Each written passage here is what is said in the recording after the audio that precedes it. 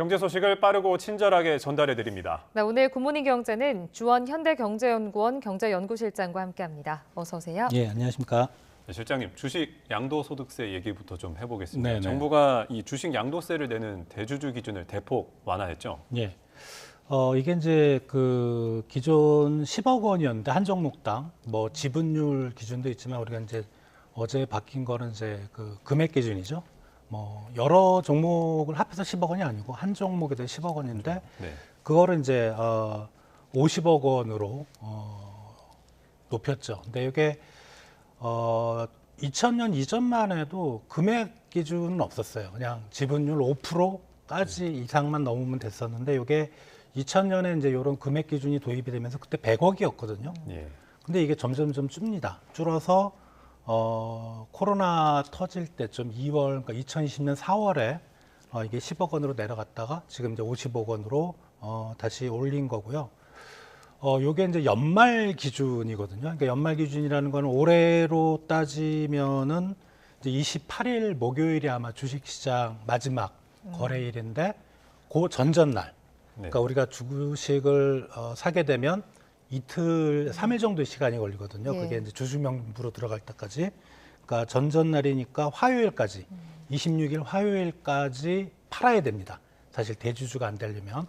그래서 요 기준을 10억 원에서 50억 원으로 이번에 높였습니다. 네. 이 50억 원으로 높이면서 직접적인 혜택을 보는 게 어느 정도가 되는 겁니까? 이게 이제 그 주식 양도세라는 거는 이제 우리가 부동산 시장에서 양도세는 많이 들어보셨는데 주식 양도세는 뭐냐면 자기가 주식을 샀다가 팔 때 팔을 거는 이제 양도라고 하거든요. 판다는 걸 양도라는 용어를 써서 하는데 이게 시세 차익이 발생할 수 있잖아요. 그런데 이제 요 시세 차익이 나시는 분들만 손해 본 사람 말고 네, 그런 경우는 이제 그 소득세 한 20에서 25% 정도를 소득세를 내야 되는데 2021년 기준으로 이제 그때는 10억 원이 적용됐던 시기인데 요게 2021년 말 기준으로 10억 원 이상이었는데 2022년에 이제 파신 분들이 있잖아요. 네. 예. 그게 한 7천 명 정도 됩니다. 그 소득세를 내신 분이. 근데 이제 그 금액으로는 양도세 세금만 한 2조 정도 됐었고요. 우리 전체 투자자가 한 1,440만 명이니까 한 0.05%, 그 정도 요번에 아마 혜택을 볼 걸로 생각이 됩니다. 이제 0.05%다. 이게 일각에서는 부자 감세다. 아니면 네. 총선용 감세 카드가 아니냐라는 지적이 나오는데 여기에 대해서는 실장님은 어떻게 보십니까?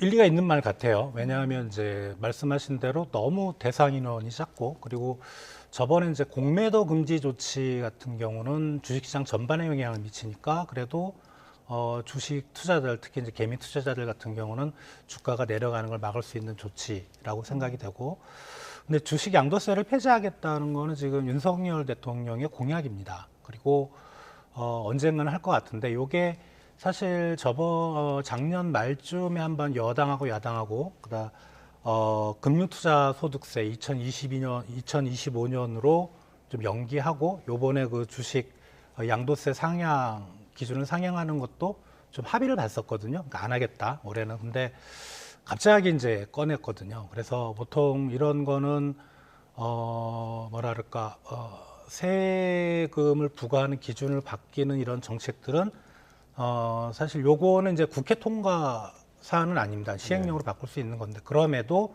좀 내부적으로 상당히 좀 공론화하고 서로 합의를 보는 그 꼭 정치권이 아니더라도 행정부 내에서도 그런 절차가 보통 이제 상당 기간 걸렸는데 요번에는 거의 그런 거 없이 바로 했기 때문에 총선을 겨냥한 정책 뭐 저번에 공매도 금지를 조치한 것처럼 뭐 그런 영향도 좀 있지 않은가 뭐 그렇게 생각이 됩니다. 실장님, 일단 개인 투자자들에게는 좀 반길 만한 소식이 되지 않을까 싶은데 우리 증시에 좀 중단기적으로 어떤 영향이 있을 거라고 보세요? 과거 한 몇 년 통계를 보면은요. 예. 12월에 이렇게 크게 개인 투자자들이 매도를 하는 경향이 상당히 높습니다. 바로 이것 때문이거든요. 그러니까 어떤 종목에 대해서 많은 주식을 가지고 있으신 분들이 그 다음에 혹시 팔게 되면 이제 양도소득세를 내야 되니까 예. 12월에 다 팔아버리는 겁니다. 네. 팔고 그리고 똑같은 상황이 1월에 그 정도 금액이 개인 투자자 쪽에서 플러스가 매수가 되는 겁니다. 그렇게 되면은 사실 뭐 그 개인 투자자 입장에서는 큰 뭐 영향은 없는데 큰 주식을 가진 규모를 가지신 분들은 영향은 없는데 이 개미들 입장에서는 12월에 갑자기 주가가 폭락을 하는 겁니다. 네. 그렇게 되면 주식시장 변동성이 커지고요. 이제 그런 부분에서는 주식시장의 변동성을 이제 팔고 사고를 안 하니까 좀 스테디하게 유지할 수 있는 그런 상황이고, 그리고 올해 12월만 보더라도 이게 순매도 개인 투자들의 순매도 규모가 한 3조 6천억 원 정도 되거든요.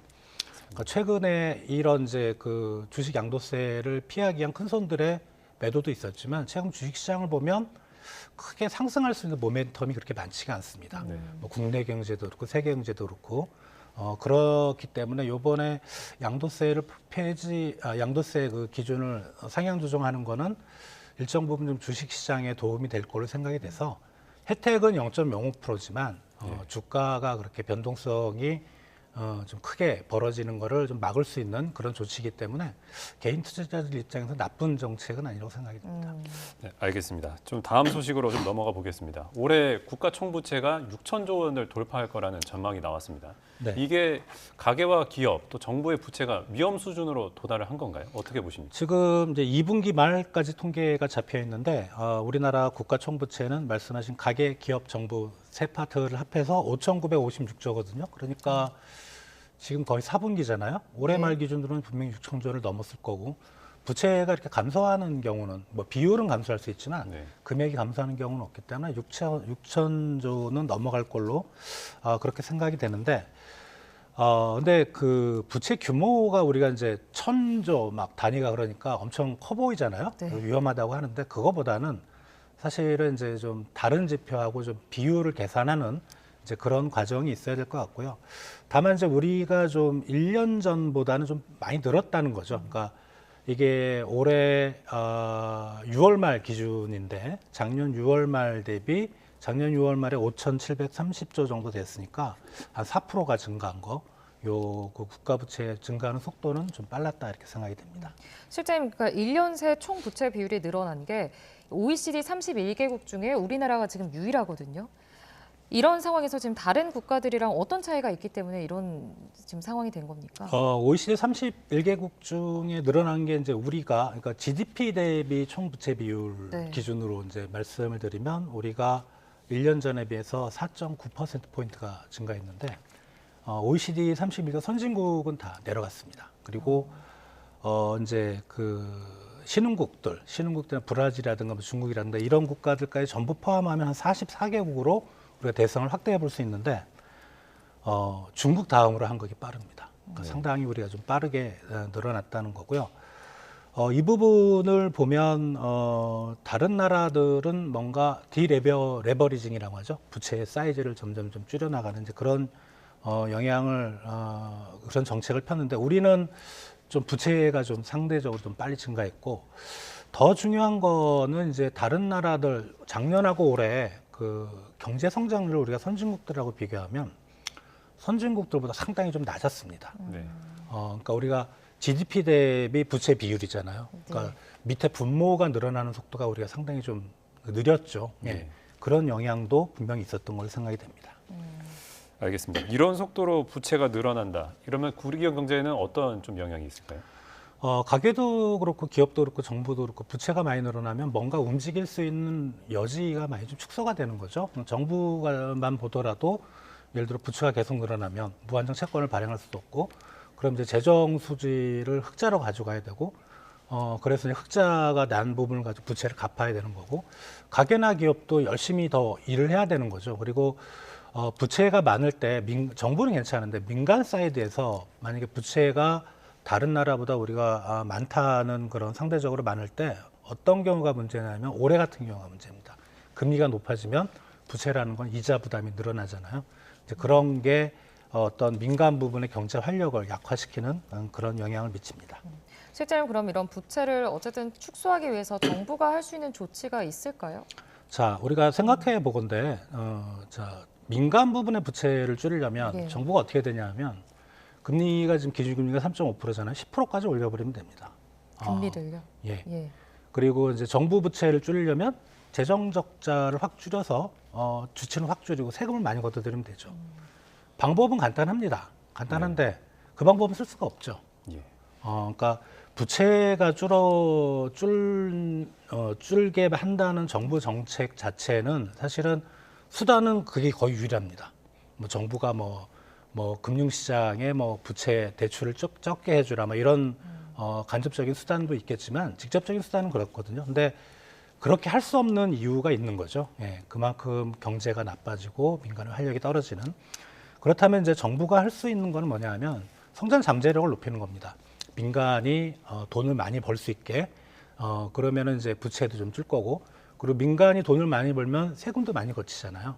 근데 문제는 지금 우리 요번에 부채 늘어난 거 보면 가계 부채는 좀 많이 좀 줄어드는 경향입니다. 비율이. 기업 부채가 많이 늘었거든요. 근데 기업 부채가 지금 늘어난 이유가 지금 금리가 앞으로 좀 밑으로 떨어질 거라 생각하니까 기업들이 회사채는 지금 발행하면 이제 금리를 고정해야 되거든요. 근데 회사채 발행을 안 합니다. 네.